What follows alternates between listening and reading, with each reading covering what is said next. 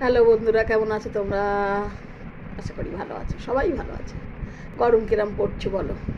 প্রচণ্ড গরম, প্রচণ্ড গরম। এই গরমে কি খাবে লোক বলো? মাছ আমার তো একদম ভালো লাগে না, কার কেমন লাগে জানি না, একদমই ভালো লাগছে না। কালকের আমাদের এখানে একটা বাচ্চা হারিয়ে গেছিলো, ফিরে পেয়েছে, কালকেরই রাতে এসছে। কালকে তো রান্না বান্না সকালে হয়ে গেছিলো, টক ডাল আর একটা তরকারি হয়েছিল, আর একটা কী করলাম যেন, ও ডিমের তরকারি ছিল। ডিমের তরকারিটা আগের করা ছিল। এইটা দিয়ে কালকের একটু ভাত খেয়েছি, পরেই ছেলেটা হারিয়ে গেছে। মাংস এনে রেখেছি, রান্না করতে পারিনি। রাত্রে পূর্ণিমা লেগেছে, পূর্ণিমাতে আমরা দুজনে পূর্ণিমা পালি, অমাবস্যা পূর্ণিমা, তার জন্য রান্না করতে পারিনি। আর আজকে সকালে করে দিয়েছি কুমড়ো আলুর তরকারি আর রুটি। দাদা খেয়ে গেছে, নিয়ে গেছে, চলে গেছে কাজে।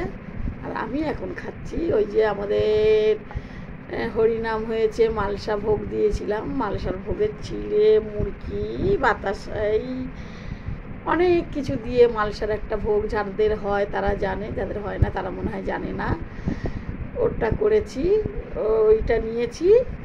আর নিয়েছি ঘরে পাতা টক দই। দেখো একদম শুকনো টক দই, অনেক নিয়ে নিয়েছি, অনেক। দাদাকে কালকে রাত্রে একটু ঘোল বানিয়ে দিয়েছি, অনেক নিয়েছি। এই দেখো কত, দেখো 200-র ওপর হয়ে যাবে টক দই। একটু নিয়েছি চিনি, এটা দিয়েই এখন খাবো। গরমের সময় বলো কেমন লাগবে? সবাই দেখো কিন্তু ভিডিওটা, প্লিজ একটু টেস্ট করেও দেখো। এই গরমের মধ্যে চিড়ে, ভোগ না থাক, এমনি চিড়ে, একটু মুরগি আর এই টক দই দিয়ে চিড়ে মাখা করলে, চিনি দিয়ে, সঙ্গে আরও পারলে একটু ফল দিও, কলা পাকা দিও, দিয়ে একদিন করে খেয়ে দেখো বন্ধুরা। আমি এর আগেও অনেক খেয়েছি। সব দারুণ, পারফেক্ট।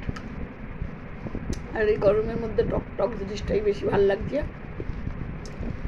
দারুণ লাগছে। করে খেয়ে আমাকে জানিও কেমন লেগেছে রেসিপিটা।